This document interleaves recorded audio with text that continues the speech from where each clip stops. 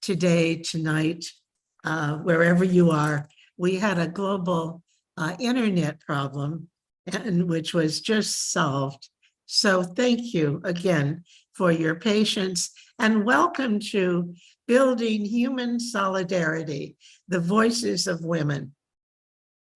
Thank you for coming and sharing this hour of your day or evening with us.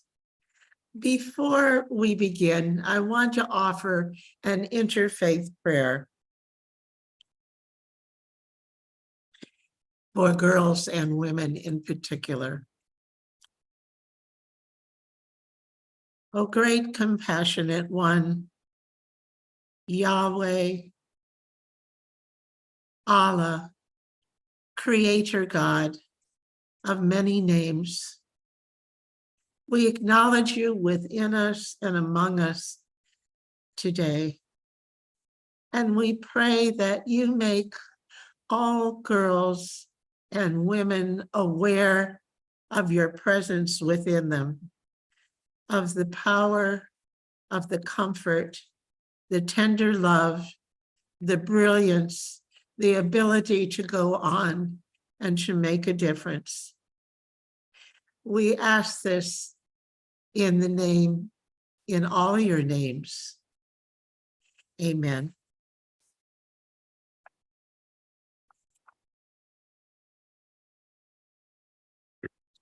Excuse me. In this era in which we're living, we need to explore the enormous capacities of women for breaking through and beyond the divisions that exist in our world: cultural, religious, economic, political, environmental, and technological. Today, and I'm especially grateful for those of you who remained patiently waiting for us, we have a crowning event for our series with Aza Karam presenting on the voices of women to build human solidarity. This series has brought together women leaders in their field to share their diverse perspectives. Global Ministries University, Tangaza University Institute for Interreligious Dialogue and Islamic Studies, and the Harmony Institute are the three main sponsors of this series. The other sponsors are listed on the program and the announcement which you received. Our program today has two distinct differences. Excuse me. One, as you have noted, is that we have one and not two speakers. Excuse me. And the second is that because Aza Karam is in flight today, she has sent us a video of her presentation. Now, I still encourage you to add comments and any questions you have on the side of your YouTube, and I will answer whatever ones I can.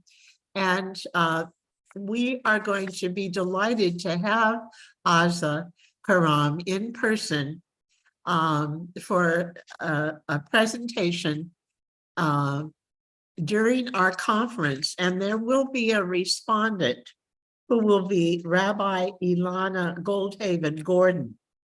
And that'll be during our conference, February 2nd to February 4th. And I'll tell you more about that after our presentation. So let me now give an introduction to Dr. Aza Karam, and then we'll have the talk that she prepared for us, which will be on video.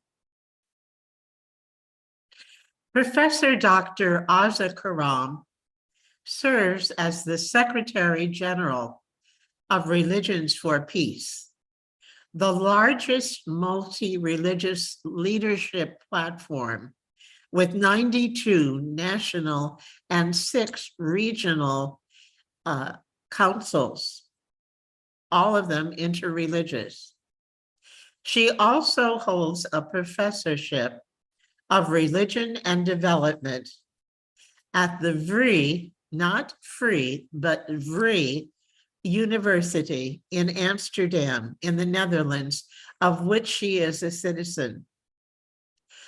Dr. Karam served as senior advisor on culture at the United Nations Interagency Task Force on Religion and Development. And she also was the founder of the Multi-Faith Advisory Council at the United Nations. Professor Karam has served in different positions in the United Nations since 2004. Her PhD focused on political Islam and became her first book in Arabic, her native tongue, and English. Since that time, she has published extensively and also lectured in academic institutions in Europe, the United States, Africa, and the Middle East on such subjects as international political dynamics, democratization, peace and security, gender, and sustainable development. Now we'll watch her video and hear her words.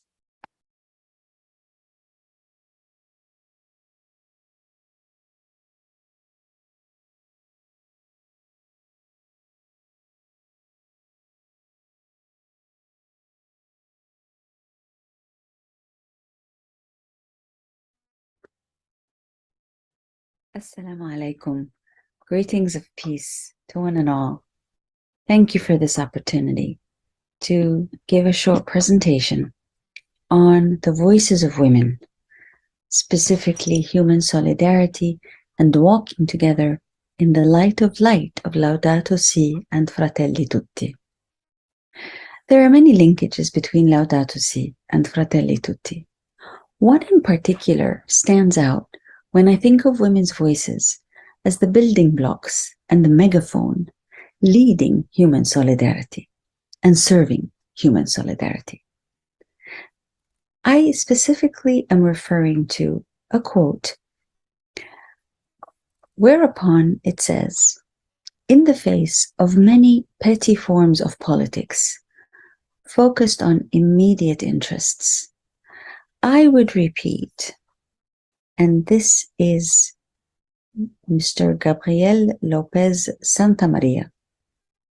"I would repeat," says Mr. Santamaria, "that true statecraft is manifest when, in difficult times, we uphold high principles and think of the long-term common good. Political powers do not find it easy to assume this duty in the work of nation building." He is quoting from Laudato Si. "Much less," he continues, "in forging a common project for the human family, now and in the future. Thinking of those who will come after us does not serve electoral purposes, yet it is what authentic justice demands." This is a common message in both Laudato Si and Fratelli Tutti. Women's voices are powerful heralds of experience and vision. Built on myriad forms of service, multiple forms of sacrifice, plenty of multitasking through the aeons, and therefore rather unique forms of intelligence. This is not because women are used to powerful positions, to public positions of leadership, or even have been in positions of authorities for centuries, unlike many men, But precisely because most of the world's women have been upholding various forms of social connection and in multiple societies for generations and against challenging odds. The fact is that every form of oppression and subjugation and injustice and violence which girls and women have and can confront, with each has been an opportunity to learn to survive. And as Maya Angelou says, to thrive. I'm not trying to essentialize all girls and women, or to ignore the magnificent and intricate diversity they not only represent, but actually give birth to. But my point is to speak to the general conditions of womanhood. And I'm not seeking to present a traditional feminist thesis per se. In fact, out of the many discourses on feminism, I tend to feel more comfortable with the one that was a recent critique by Ms. Rafia Zakaria, wherein she notes the traditional, or what she names as white feminism, has caused unending trauma through the centuries to many, and that most women are dealing with systemic racism built over centuries into our cultures, institutions, socio-political movements, as well as daily interactions and behaviors. I am keen to point out an apparent divide which can mar the aspect of solidarity. And this is between women who are committed to fighting any and all forms of injustice. This particular apparent divide is prevalent east and west, north and south. It is a divide between those who believe in rights granted by the divine or the creator, and those who insist on rights granted by secular paradigms. Women of faith, regardless of which faith, are motivated by their beliefs, even as their struggle for justice is rooted in the rule of law. While there are some countries, especially in the Western Hemisphere, where secularly inspired women work together with women of faith on specific issues and have done so for decades, the majority of women's rights movements tend to be secularly inspired and, at best, work on separate tracks from religiously inspired women, who in turn also generally work separately per their religious divides: Muslim, Christian, Hindu, Jewish, Buddhist, etc. And yet, we know that many women who bear significant responsibilities of public office and leading avowedly secular spaces, including women in the spaces of political power noted in the above quote, are actually deeply inspired by their faith. Faith and/or religion are often seen as the other of secular discourses, whether about power, agency, development, science, environment, finance, or whatever. It is as if the religions exist in a different ecosystem of human existence. This was a largely Western European perspective, which for almost 2 centuries failed to honor the fact that in the rest of the wide world of humans, religions and faith have always been part of everyday lives of everyone. So much so that religious words are actually intertwined in general language and references therein, including statements which are often considered blasphemous, yet which most users do not even realize are religious. For example, "Oh my goodness," or "Oh my God," "Good heavens," "For heaven's sake," "Inshallah," among many, many others in almost all languages. Together with 50 years of convening faith leaders to work collaboratively and serve their communities together, This particular set of worldviews inspired Religions for Peace at the height of the global COVID pandemic, together with Ring for Peace, to convene a global consultation on women, faith, and diplomacy in November of 2020. In the following lines, I intend to share some of the voices of the women who came together to address, to converse, to reflect, and sometimes to debate together with male religious leaders, diplomats, academics, over the course of 3 amazing days. In her opening remarks, for instance, Miss Angela Merkel, then Chancellor of Germany, quoted Malala Yousafzai, the Nobel Peace Prize laureate, saying that the only way to stop war is through dialogue. Merkel then notes that religions, and I quote, religions can make key contributions towards cultivating this dialogue, as they are all connected in their common striving for peace. And we know, Merkel continued, that peace is only sustainable if women are involved in peace processes. Yet another woman leader, Dr. Mary McAleese, the former president of Ireland and now a special advisor to Religions for Peace, in a conversation with other women leaders, secular and faith-based, reflected on how her faith inspires her. Dr. McAleese noted, and I quote, that for as long as we fail to love, we will fall into the traps of wastefulness and of war. For her, faith and love are synonymous. From yet another continent, and with a background not in politics, but in activism and sustained support to women around the world, Dr. Musimbi Kenyoro linked faith and women's survival and service seamlessly. She said, and I quote, "I have not known a life without faith. I am African, and in Africa, the hope which we share as people of faith is hope against hope. Because we live with so many challenges, human-made as well as natural, that what upholds us is that tomorrow the sun will rise again.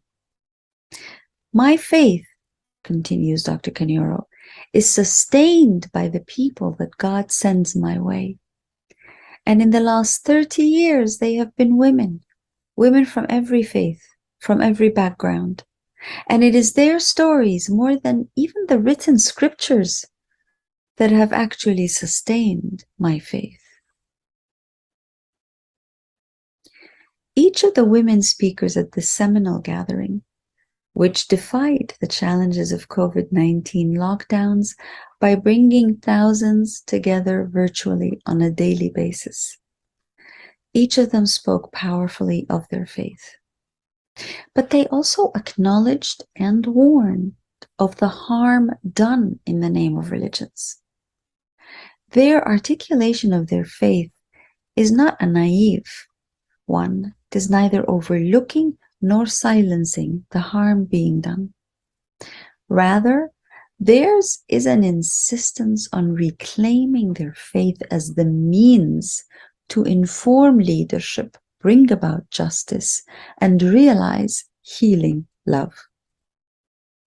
Directly referencing some of this, the Bosnian Muslim Religions for Peace Interfaith Youth Coordinator, Ms. Emina Friljak, noted, and I quote, "We live in a polarized world, in a world where violence is on the rise, where conflict is on the increase. If someone commits acts of violence in the name of Islam, the 1.6 billion Muslims worldwide are not to blame for these acts. But when such violence happens," she says, "we as a multi-religious community must speak up and together say, this is not religion. This is not in our name. Also speaking to the context of violence,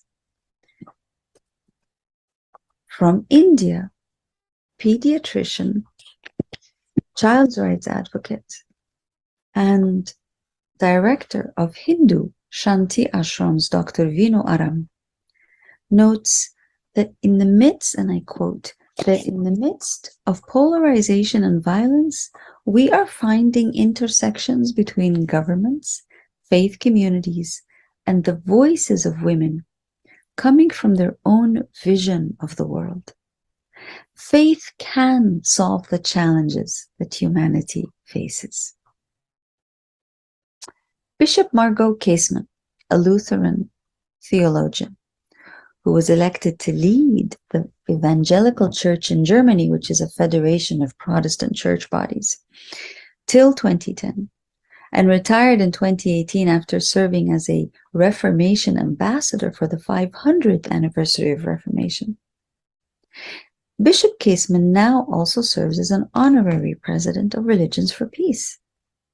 She spoke of her own formation, noting the moment when she realized that as a student of theology, I quote, you do not only have to learn piety, but faith is a means with which to engage in issues of society, issues of justice for society. Women, she said, are often not included in religious institutions. But because God's wisdom is much larger than any institution, even without ordination, women of faith are an indivisible part of communities, networks, institutions, and all social spaces. Indeed, for many religiously ordained women, like also Nigerian sister Agatha Chikeluwe, now working on finalizing her PhD, womanhood and the stories of women and girls are actually faith-affirming, like Dr. Musimbi Kanyoro said. Sister Chikeluwe said, and I quote, my pledge is never to lose hope. The stories of women and girls give me the strength to never give up, no matter how difficult the situation can be. Together, the joint efforts of men, women, and youth will transform tomorrow. In the quote that links Laudato Si and Fratelli Tutti, there is a point about upholding high principles and thinking of the long-term common good, the moral necessity that the whole world needs today. I go back to this when I think that because women's wisdom is rooted in their experiences, and because most girls are socialized into nurturing, caring, taking responsibility beyond themselves, even if they never bear children, it actually makes sense that women's voices add different perspectives and values, perhaps. And because faith and women's existence appear so inextricably linked, as we hear from the voices of so many women around the world, it also makes sense that we appreciate how the voices of women of faith are needed in times when we confront multiple and simultaneous challenges. My last quote, voice, therefore, comes from one of many of my favorite moments, and they were many, of listening to women's voices during this journey of learning about the intersection of women with faith and diplomacy. I therefore wish to end with a quote from a young rabbi from Israel, Rabbi Rachel Rosenbluth. She spoke about how the word is the love, is the faith, is the action. And I quote, in Hebrew, the word for faith is amunah, which shares the same root for amen. as in how we answer to a blessing or a prayer. Rabbi Rosenbluth says, my teacher in Jerusalem taught me that this root in the Torah is used to refer to a nursing mother or a parent raising their child. I think this teaches us that amunah, or what we call faith, is the posture of accessing our fundamental source of sustenance and care and life itself.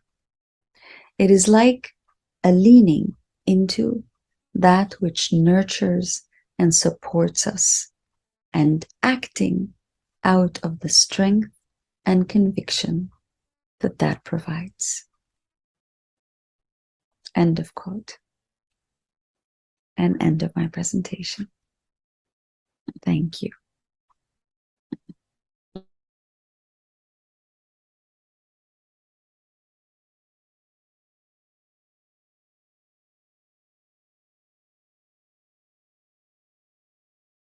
I think you understand why I consider Aza Karam's presentation the crowning event of our building human solidarity, the voices of women. And I want to again refer to our upcoming conference, which is entitled Walking Together in the Light of Fratelli, Tutti, and Laudato Si. This will be offered from February 2nd to February 4th, 2023. So we're talking about a little less than 2 weeks from now, or just 2 weeks from now. And it will be a global interfaith event. And I want to describe to you a few of the presentations that will be offered from the United States. And those include on February 2nd. Well, the schedule starts actually with the opening, which will be at 6 a.m. Pacific Standard Time. And you would have to adjust for other parts of the country or world. And it will open with the greeting and affirmation of this event by world religious leaders. And then there will be a keynote address. And our program in the United States will begin at 9 a.m. After these events. And what I want to point out at the beginning, and I'll repeat it at the end, is that in order to register for this free event, we ask you, you need to go to globalministriesuniversity.org, globalministriesuniversity.org.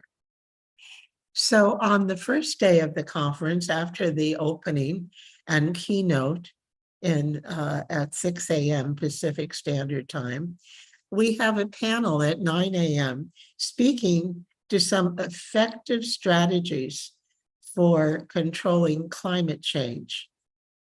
And then at 12 noon, that'll be 2 hours. And then at 12 noon, we'll have Aza Karam herself and Rabbi Ilana Goldhaven Gordon, who I mentioned earlier, and they will speak to the voices of women. Then following that,